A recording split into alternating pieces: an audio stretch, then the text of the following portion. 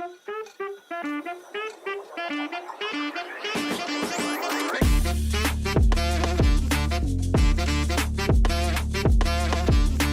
ইতিমধ্যেই আপনাদের for each loop সম্পর্কে ধারণা দিয়েছি। এবার ফর ইচ লুপের আরও কিছু ব্যবহার দেখাতে যাচ্ছি। চলুন আমরা যে কাজটা করি, এবার নাম্বার টাইপের কিছু ভ্যালু নিয়ে কাজ করি। তো এখানে ইন্টিজার নাম্বার টাইপের এরে ডিক্লেয়ার করব, সেই জন্য এখানে দিয়ে দিচ্ছি নাম্বারস, এবং সেই নাম্বারস এরের মধ্যে কয়েকটি ভ্যালু আমি অ্যাসাইন করব। তো সেই জন্য সিঙ্গেল কোটেশনের মধ্যে 10, 20, 30, 40 এরকম কয়েকটি ভ্যালু নিয়ে নিচ্ছে এবং 50।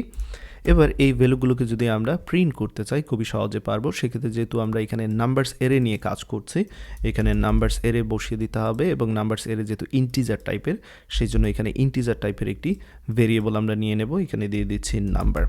তো এবার কি হবে, এই নাম্বারস এরেতে যাবে, প্রথম যে ভ্যালু 10 সেটা পিক আপ করবে, করার পর আপনি কি করতে যাচ্ছেন সেটা আপনার ইচ্ছা, আমি এখানে নাম্বার দিয়ে দিচ্ছি।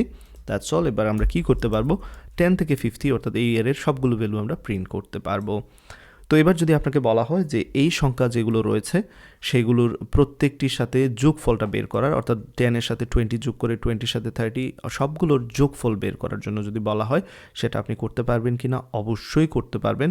এই জিনিসটা আমি অনেকগুলো প্লেলিস্টে দেখিয়ে দিয়েছি, চলুন সেই কাজটা এখানেও করি।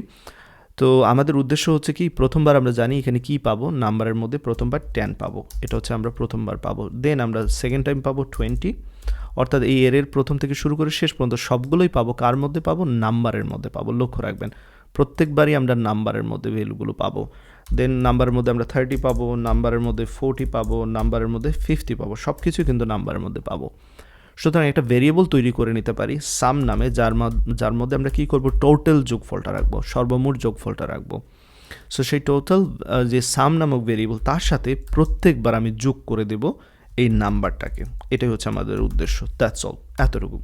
তাহলে প্রথমবার যখন সামের ভ্যালু 0 ছিল, তখন আমরা এখানে কি করছি লক্ষ্য রাখবেন, এই জায়গায় বোঝানোর চেষ্টা করছি আমি, এগুলো সরিয়ে দিচ্ছি।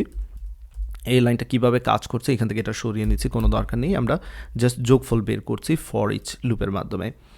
তো প্রথমবার এখানে সাম ছিল 0, সামের মধ্যে আমরা কি করেছি, সাম প্লাস নাম্বার, প্রথমবার কিন্তু সাম 0, আর প্রথমবার যে নাম্বারটা আমরা এখানে পাচ্ছি কালেকশন থেকে সেটা হচ্ছে 10।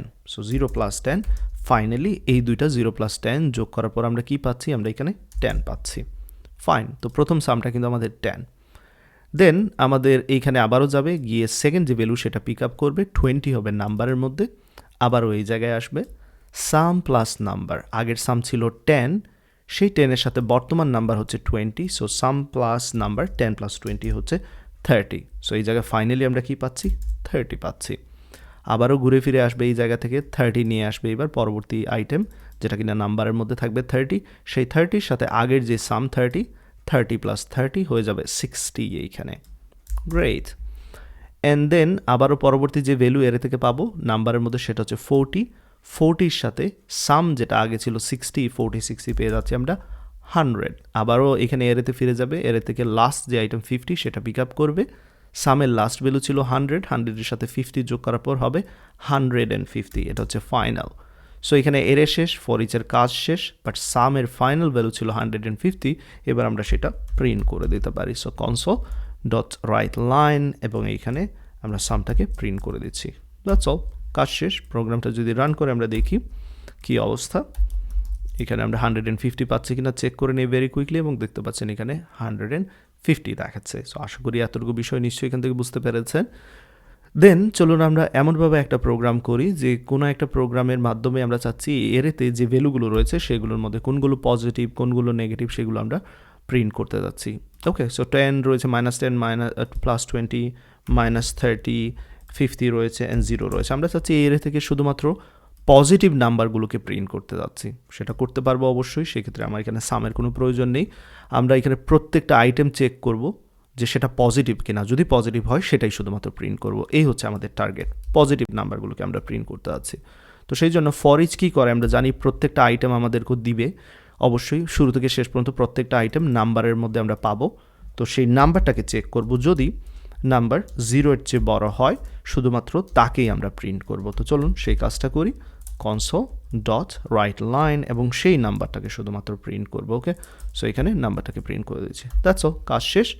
তাহলে এই ফরইচ কী করবে, শুরু থেকে শেষ পর্যন্ত প্রত্যেকটা ভ্যালু আমাদেরকে দিবে এখানে নাম্বারের মধ্যে একে একে, এবং সেই নাম্বারকে আমরা চেক করছি পজিটিভ কিনা, যদি পজিটিভ হয় তাকে প্রিন্ট করব। প্রথম -10 দিবে, -10 পজিটিভ কিনা, অবশ্যই না, এই কন্ডিশন ফেল করবে, সুতরাং এটা প্রিন্ট হবে না। +20 এটা ডেফিনেটলি 0-এর চেয়ে বড়, এটা প্রিন্ট হবে, সো প্রথম যেটা প্রিন্ট হবে সেটা 20। -30 অবশ্যই 0 থেকে বড় না, সুতরাং এটা প্রিন্ট করবে না। +40 0 থেকে বড়, এটা প্রিন্ট হবে, অর্থাৎ সেকেন্ড সংখ্যাটা এখানে 40 প্রিন্ট হবে। +50 0 থেকে বড়, সেটা প্রিন্ট হবে। 0-0-এর চেয়ে বড় না, সুতরাং এটা প্রিন্ট হবে না। সুতরাং ফাইনালি আমরা এটা পাবো 20, 40, 50, এই তিনটি সংখ্যা এখানে আমাদের আউটপুট হিসেবে দেখাবে।